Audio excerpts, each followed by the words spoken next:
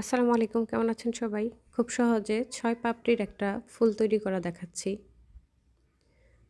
ফার্স্টে বরাবরের মতো ম্যাজিক রিং করে নিব। এরপর ম্যাজিক রিংয়ের ভেতর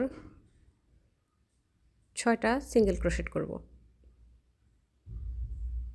এভাবে ৬টা সিঙ্গেল ক্রোশেট করে দেব। ৩, ৪, ৫, ৬। এরপর এই সুতাটা ধরে টান দিয়ে ছোট করে নিব।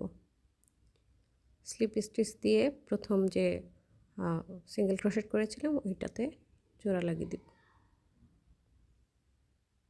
এরপর একটা চেন নিয়ে সুতাটা কেটে ফেলব। এরপর হচ্ছে পাপড়ি করার জন্য আমি হলুদ কালারটা অ্যাড করে নিয়েছি, স্লিপ নট।